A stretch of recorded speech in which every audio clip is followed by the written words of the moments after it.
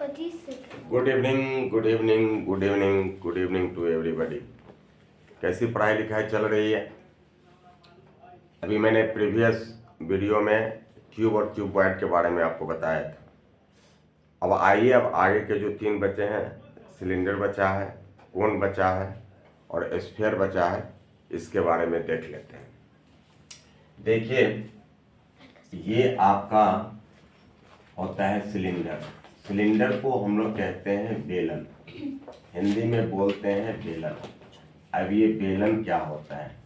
बेलन का सबसे आइडियल एग्जाम्पल ये आपका बेलन है। देखिए, यही मैंने लिखा सिलेंडर और जिसे कहते हैं बेलन।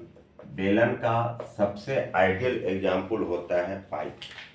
आप लोहा का पाइप देखे होंगे। पाइप सबसे आइडियल एग्जाम्पल होता है। आप ऐसा समझ लीजिए, ये आपका ये बेलन हो गया। जरा देखेंगे, ये आपका बेलन का एग्जाम्पल हो गया। अब इसमें क्या है? ये हाइट है, इसका दोनों सर्कुलर फेस होता है, दोनों तरफ सर्किल जैसा होता है, तो ये रेडियस हो गया। आप यूँ समझ लीजिए कि जैसे बेलन का आइडियल एग्जाम्पल हो जाएगा। अब देखेंगे जरा इसको, यहाँ पे ये इसको ऐसा मोड़ देते हैं और ये मोड़ देते हैं, तो ये क्या हो गया? ये बेलन का एग्जाम्पल हो गया। अब इस बेलन में क्या है? एक इसका कट सरफेस है, वक्रपृष्ठ है, और 2 क्या है? वृत्ताकार फलक है। देखिए, अगर ये बंद रहता तो इसे सतह बोलते, खुला हुआ है तो इसे फलक बोलते हैं। तो क्या हो गया? एक बेलन में एक वक्रपृष्ठ, बेलन में एक वक्रपृष्ठ एवं 2 वृत्ताकार फलक होते हैं। 2 वृत्ताकार फलक होते हैं। 2 वृत्ताकार फलक होते हैं। कहने का मतलब ये हुआ, in a cylinder there is a curved surface and 2 circular faces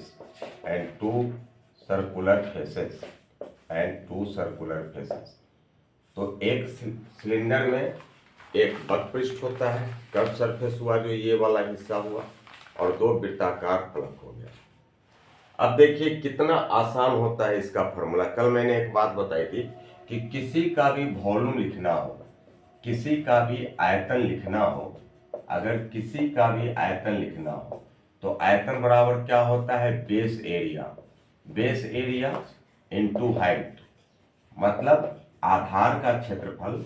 ये मैंने कल लिखा था, आधार क्षेत्रफल और इनटू ऊंचाई। देखिए, ये कल मैंने बताया था इससे प्रीवियस वीडियो में कि ये आपको आधार क्षेत्रफल में ऊंचाई से गुना कर दीजिए, ये आपको किसी भी चीज का आयतन निकल जाएगा।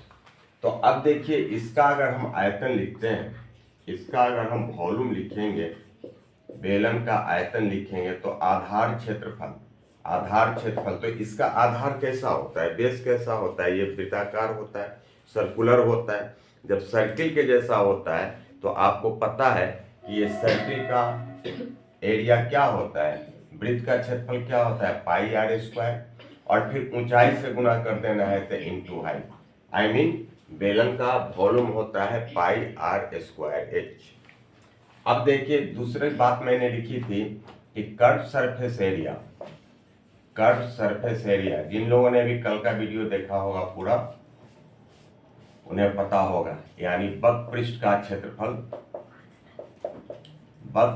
क्षेत्रफल होता है आधार परिमिति, यानी base perimeter into height, base perimeter into height होता है, यानी आधार परिमिति और इनटू ऊंचाई। तो देखिए अब इसका कर्व सरफेस एरिया यानी ये चारों ओर का एरिया निकालना है। अब चारों ओर का एरिया निकालना होगा तो बेस पेरीमीटर यानी आधार परिमिति, तो ये वृत्ताकार है ना, वृत्त की परिमिति क्या हो गया, जो वृत्त की परिधि होती है, वृत्त की परिधि यानी देखिए curve surface area, curve surface area यानी आधार, कर्व सरफेस एरिया यानी वक्र पृष्ठ का क्षेत्रफल, वक्र पृष्ठ का क्षेत्रफल। अब वक्र पृष्ठ का क्षेत्रफल क्या हो जाएगा, आधार परिमिति। तो आधार का परिमिति कितना हो गया 2 पाई आर। क्यों 2 पाई आर हो गया, क्योंकि ये वृत्ताकार है ना, वृत्ताकार है ना, और वृत्त की परिधि क्या होता है 2 पाई आर और इनटू हाइट यानी h यानी वक्र पृष्ठ का क्षेत्रफल 2 पाई आर एच होता है। अब देखिए बस ये दो फार्मूला मैंने कहा, आप याद रखिए। आप जितने भी आपको फिगर होंगे सबों के आप क्षेत्रफल आप निकाल पाएंगे और आयतन निकाल पाएंगे। वक्र पृष्ठ का क्षेत्रफल और आयतन तो बस इसी फार्मूला से निकल जाएगा। अब देखिए बिल्कुल फार्मूला याद रखने की जरूरत नहीं, ये सिर्फ अपने मन से सोच लेना है कब हमें क्या निकालना है। अब जैसे देखिए अब इतने के बाद अगर ये हो जाए कि ठीक है ये बेलन का, अब बेलन का अगर ये हो जाए कि पेंदी सहित बेलन का क्षेत्रफल, पेंदी सहित बेलन का पृष्ठ क्षेत्रफल, बेलन का पृष्ठ क्षेत्रफल, आई मीन अंग्रेजी में हो जाएगा surface area, surface area with bottom, surface area with bottom. अब देखिए बॉटम स्पेंदी होती है जी, सरफेस एरिया विथ बॉटम। कोई फार्मूला याद करने की जरूरत नहीं, रटने की जरूरत नहीं।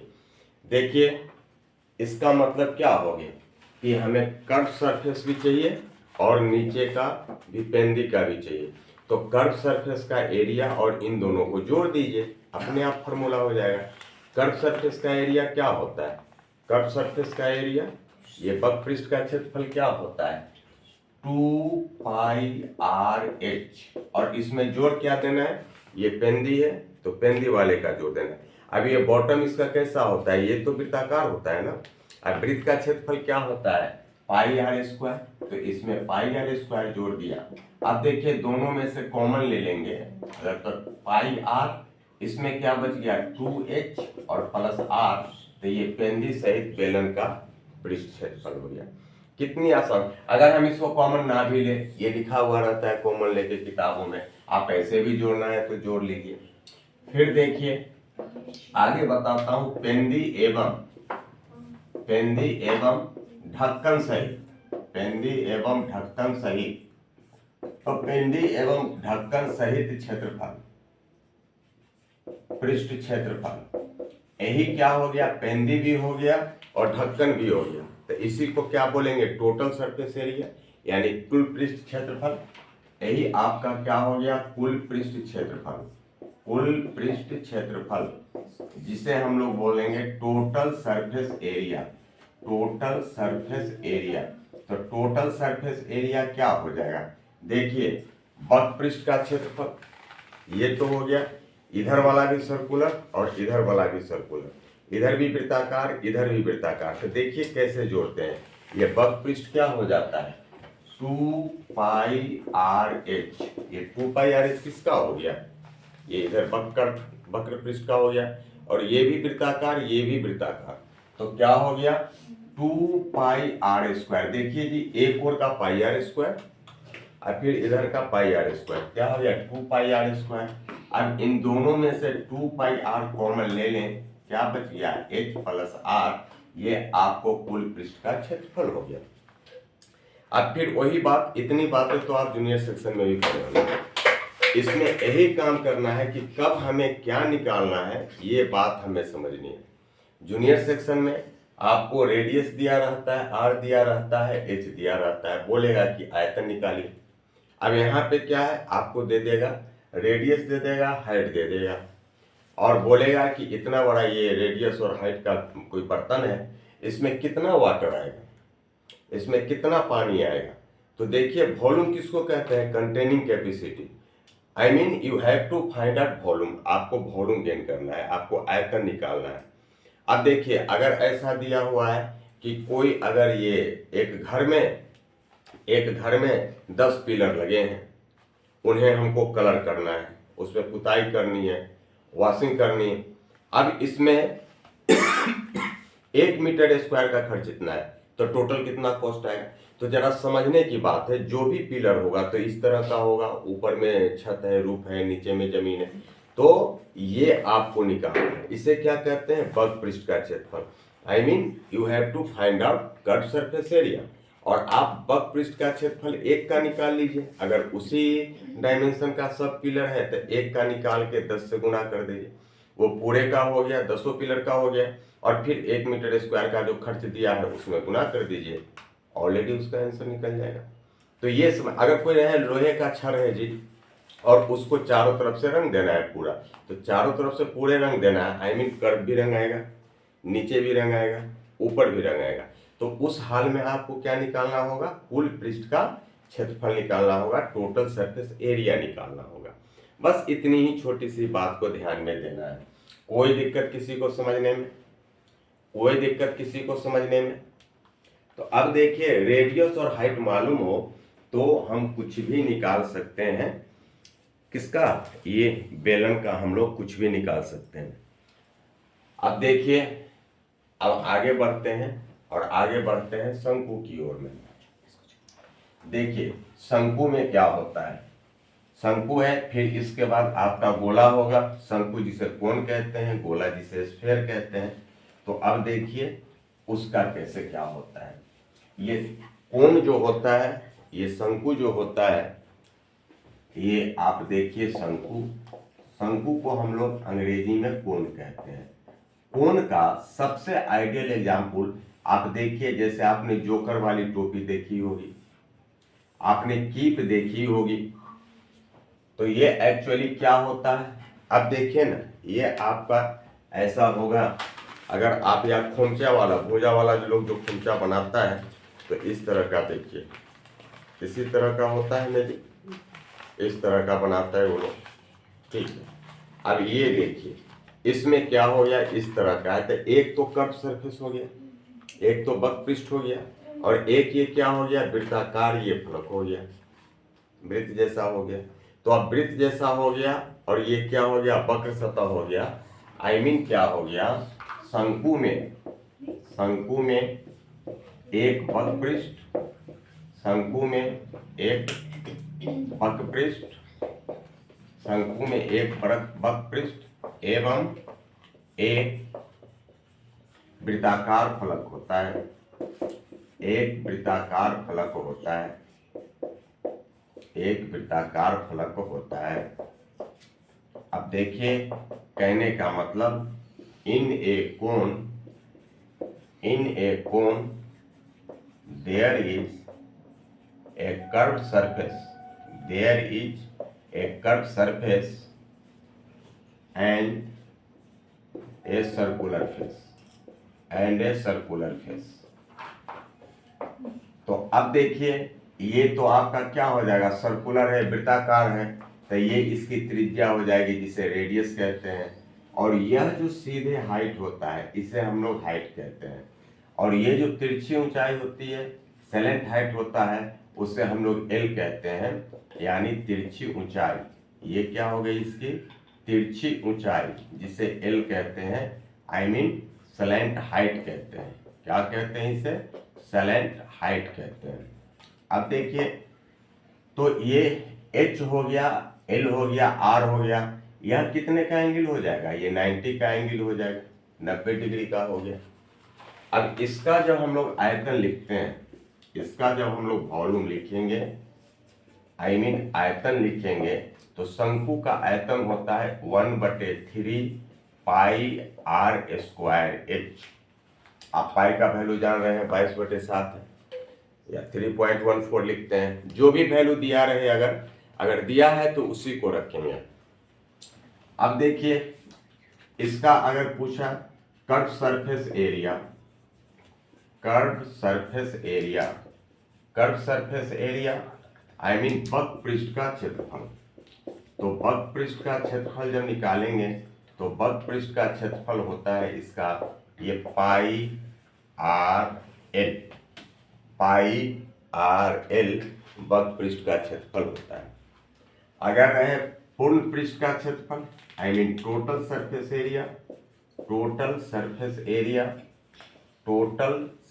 एरिया आई मीन पूर्ण पृष्ठ का क्षेत्रफल, तो पूर्ण पृष्ठ का क्षेत्रफल इसका निकालना है तो कोई बात नहीं।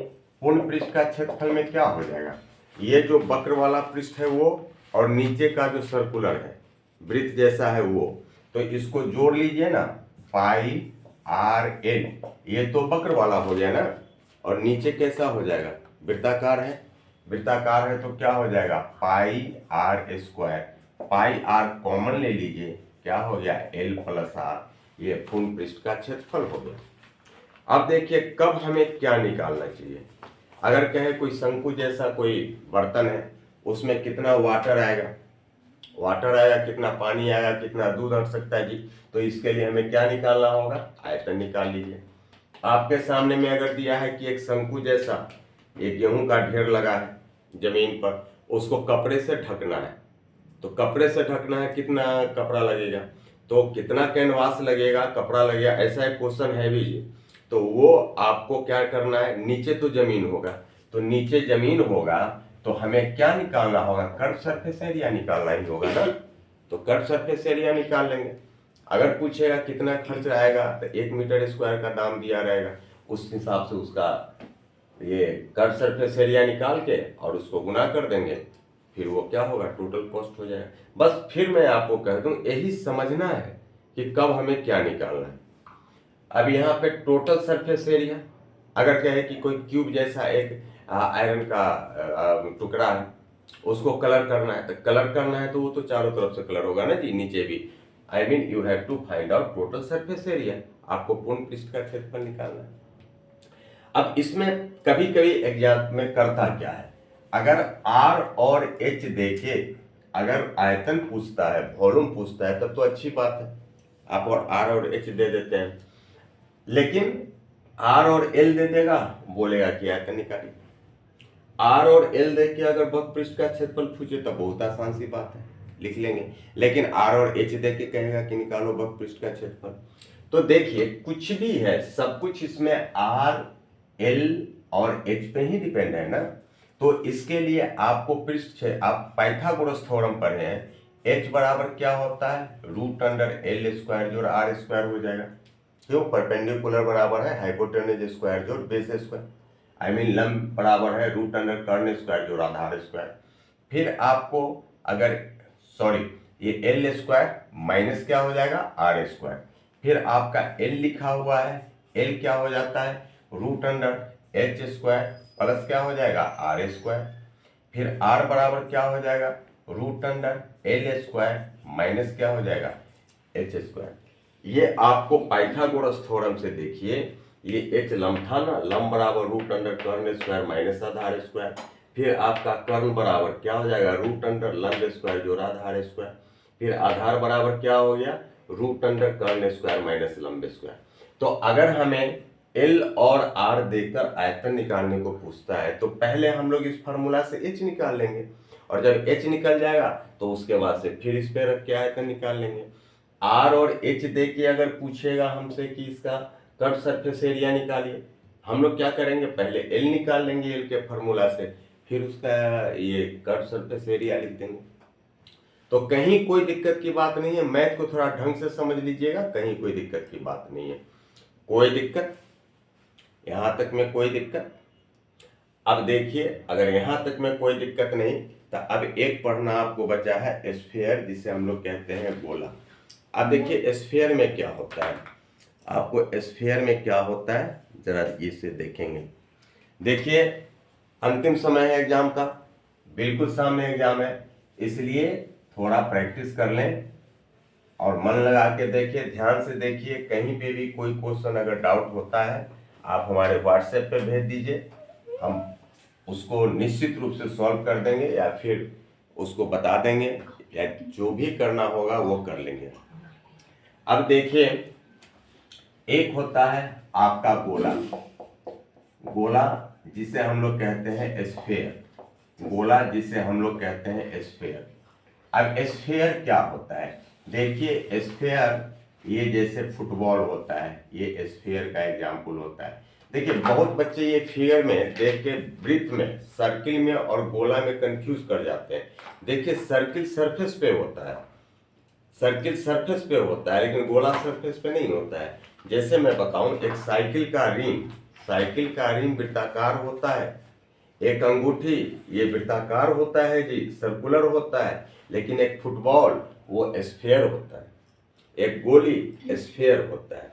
तो इसमें क्या होता है, एक ही कट सरफेस होता है, यानी गोला में एक बक पृष्ठ होता है, गोला में एक बक पृष्ठ होता है, गोला में एक बक पृष्ठ होता है, यानी a sphere has one curved surface, a sphere has one curved surface। तो इसमें सिर्फ एक रेडियस की ही बात होती है। अब देखिए इसका आयतन, जिसे हम लोग वॉल्यूम बोलते हैं, ये आयतन बराबर क्या होता है? आयतन बराबर होता है 4/3 pi r cube, 4/3 pi r cube. देखिए स्फीयर में तो मात्र रेडियस ही होगा ना, मात्र त्रिज्या ही होगी।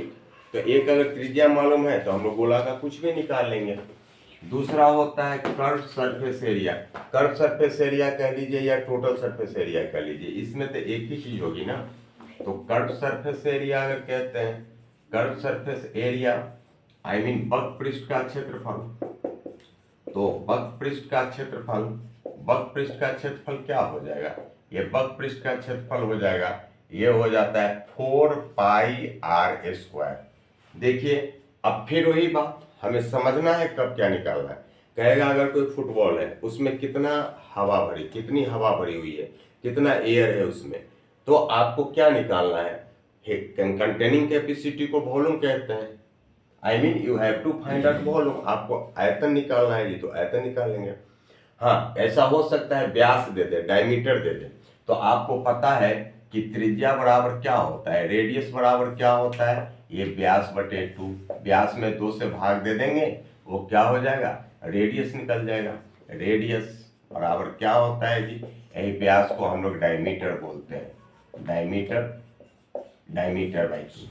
अब देखिए, अब अगर कोई गोला है और कोई गोला को अगर हाफ से आप काट दीजिए, जब काट दीजिएगा ऊपर का सरफेस खत्म हो गया, ये इसे हम लोग क्या कहते हैं, हेमीस्फीयर कहते हैं। अब ये क्या हो गया, हेमीस्फीयर। और हेमीस्फीयर को हम लोग क्या कहते हैं हिंदी में, अर्धगोला, अर्धगोला कहलाता है। अब अर्धगोला में भी क्या होगा, एक त्रिज्या ही होगी, इससे रेडियस होगा। अब कितना आसान होता है मैथमेटिक्स जी। इसका अगर वॉल्यूम पूछे, इसका अगर वॉल्यूम आपसे पूछता है, आई मीन आयतन अगर आपसे पूछता है, तो जो गोला का आयतन होगा उसका क्या होगा, आधा हो जाएगा। तो अगर 4/3 पाई आर क्यू है और इसको 2 से डिवाइड कीजिए, 2 से कट गया, क्या हो गया, 2/3 पाई आर क्यू हो गया। अगर पूछे curve surface area, curve surface area यानी बक पृष्ठ का क्षेत्रफल, तो ये क्या हो जाएगा, ये 4 पाई आर स्क्वायर है और इसका आधा करेंगे तो क्या हो जाएगा, 2 पाई आर स्क्वायर। और देखिए इसमें एक चीज बढ़ जाएगा, total surface area, total surface area जिसे हम लोग कहते हैं कुल पृष्ठ का क्षेत्रफल, कुल पृष्ठ क्षेत्रफल। तो जरा देखिए एक बात गौर कीजिए, कुल पृष्ठ क्षेत्रफल पूछ रहा है, तब वक्र वाला तो ये हिस्सा हो गया ना, और फिर काटा हूं तो ऊपर में भी तो सर्किल जैसा बन जाता है ना। जैसे अगर नींबू को आप काट दीजिए बीच से, तो ऊपर में उजला वाला हिस्सा हो जाता है ना, वो भी वृत्ताकार हो गया। तो टोटल सरफेस एरिया में यहाँ जो कर्व वाला है ये 2 पाई आर स्क्वायर तो है ये कर्व का, और ऊपर का वृत्ताकार जोड़ देंगे तो क्या हो जाएगा, पाई आर स्क्वायर बराबर क्या हो गया, 3 पाई आर स्क्वायर। ये 3 pi r square total surface area हो गया अर्धगोला का। अब कब हमें क्या निकालना है, देखिए अगर कहीं कहे कि कटोरा में दाल है, तो कटोरा में दाल है, कितना पूरा दाल होगा, मतलब क्या, हमें उसमें आयतन निकालना है। अगर कहे कटोरा को बाहर से रंग देना है, तो बाहर से रंग देना है तो क्या निकालना होगा, अर्धगोला का ये कर्व सरफेस एरिया। अगर है दोनों रंग देना है तो बाहर का निकाल के दूसरे गुना कर देंगे, अगर कोर की चौड़ाई वगैरह नहीं दिया हुआ है तो ये समझ लेना है हमें कि कब हमें क्या निकालना है। फिर फार्मूला तो इतना आप लोग जूनियर सेक्शन से ही पढ़ते आ रहे होंगे, और हम समझते हैं जो आप पढ़े होंगे वो तो याद नहीं होगा। खैर, अब ये बात आप ध्यान में रखेंगे, इतने फार्मूला है, इसी को पढ़ना है मेंसुरेशन में। कोई दिक्कत, कोई दिक्कत। अब देखिए 2-3 बात को आप याद रखिएगा, बहुत आसानी से मैथ बन जाएगा। इसको बनाने में सबसे ज्यादा अगर कोई हेडेक करता है कैलकुलेशन में तो वो पाई होता है, ठीक है। तो इसे मैं इरेज करता हूं। अब देखिए क्या करना होता, अगर एक चीज को पिघला के अगर दूसरा चीज बनाया गया है तो दोनों का आयतन सेम होगा, दोनों का आयतन समान होगा। यदि अगर किसी एक चीज को पिघला के और दूसरा चीज बनाया जाए तो एक चीज को पिघला के दूसरा चीज बनाया जाए तो फार्मूला में जब दोनों को बराबर लिखिएगा तो अगर पॉसिबिलिटी है पाई से पाई कैंसिल हो गया तो बहुत अच्छी बात हो जाएगी, वो कैलकुलेशन से बच जाएंगे। मैंने कहा यदि एक चीज को पिघलाकर, यदि एक चीज को पिघलाकर, यदि एक चीज को पिघलाकर दूसरी चीज बनाई जाती है, दूसरी चीज बनाई जाती है, दूसरी चीज बनाई जाती है तो दोनों का आयतन समान होता है, तो दोनों का आयतन समान होता है, दोनों का आयतन समान होता है। If an object is melted to form other object, then volumes are equal,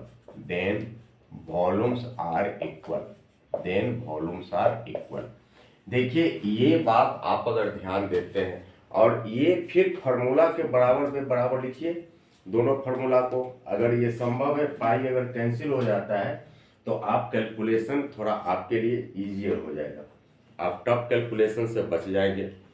अभी मैं एक क्वेश्चन लेता हूं और फिर उस क्वेश्चन को लेके और आपको बना के दिखाता हूं कि कहाँ पे आसानी हो जाती है, नहीं तो कहाँ पे मुश्किल रहेगी, देखेंगे।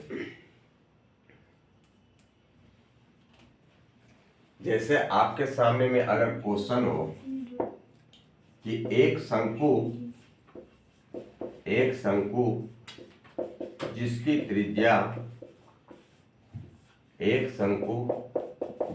त्रिज्या 5 सेंटीमीटर एवं ऊंचाई 12 सेंटीमीटर है, को पिघलाकर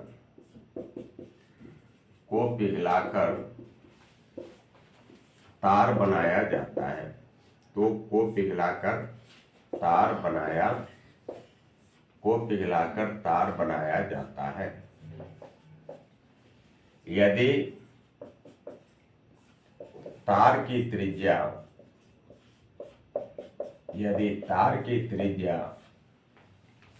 2 सेंटीमीटर हो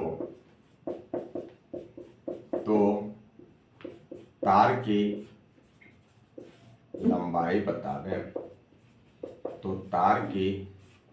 बतावे। देखिए ये क्या क्वेश्चन हो गया, एक कोण having radius 5 centimeter and height 12 centimeter is melted to form wire. If the radius of wire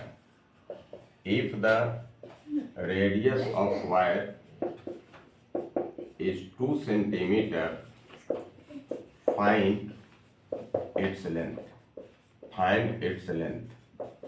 देखिए, यही क्वेश्चन है कि एक शंकु है जिसकी त्रिज्या 5 सेंटीमीटर है, ऊंचाई 12 सेंटीमीटर है, उसको पिघला के तार बनाया गया। तार की त्रिज्या 2 सेंटीमीटर है, तार की लंबाई क्या हुई?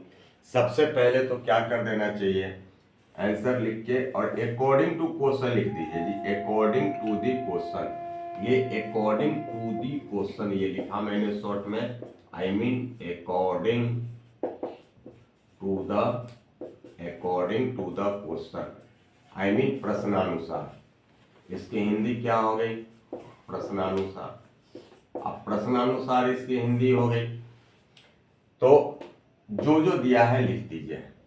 शंकु की त्रिज्या लिख देंगे, शंकु की त्रिज्या, और अंग्रेजी में लिखेंगे radius of cone equal to 5 centimetre.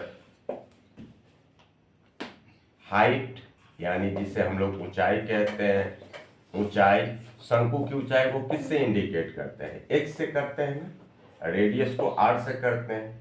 h बराबर कितना हो गया? 12 सेंटीमीटर। ऊंचाई हाइट को कहते हैं जी। फिर पिघला, यदि तार की त्रिज्या यानी तार की त्रिज्या, तो तार की त्रिज्या यानी रेडियस ऑफ द वायर, इसे नहीं हो तो आप इसे कैपिटल आर कर दीजिए, स्मॉल आर कुछ भी लिख दीजिए ना, आर डैश कर दीजिए, बराबर क्या है? 2 सेंटीमीटर। तो आई मीन देन तार की लंबाई यानी h बराबर क्या? देखिए, तार की जो ऊंचाई होगी वही तार की लंबाई होगी। तो ये सब प्रश्नानुसार पहले लिख लेंगे अकॉर्डिंग टू द क्वेश्चन जो लिखा। शंकु की त्रिज्या, radius of cone 5 centimetre, height 12 centimetre, radius of the wire, इसे r डैश से इंडिकेट कर दिए क्योंकि दोनों r लिखेंगे तो कंफ्यूजन हो जाएगा। इसका तो 2 centimetre, then height equal to. अब देखिए कितनी अच्छी बात है, एक लाइन लिख दीजिए। चूंकि शंकु को पिघलाकर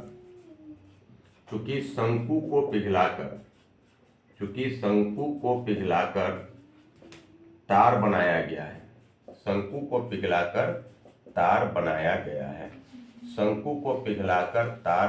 गया है। क्या लिख देंगे? The cone is melted to form wire। अब देखिए, अभी आपको क्या बताया? अभी तो हम सिर्फ अकॉर्डिंग टू क्वेश्चन लिखे हैं ना। अभी मैंने आपको बताया कि अगर एक को पिघलाकर दूसरा बनाया गया है, तो दोनों का वॉल्यूम समान होता है। तो यहाँ एक लाइन लिख दिया कि चूंकि the cone is melted to form wire, चूंकि कोन को पिघलाकर तार बनाया जाता है तो दोनों का वॉल्यूम, अब देखिएगा कहाँ फायदा होता है। इसलिए वॉल्यूम ऑफ कोन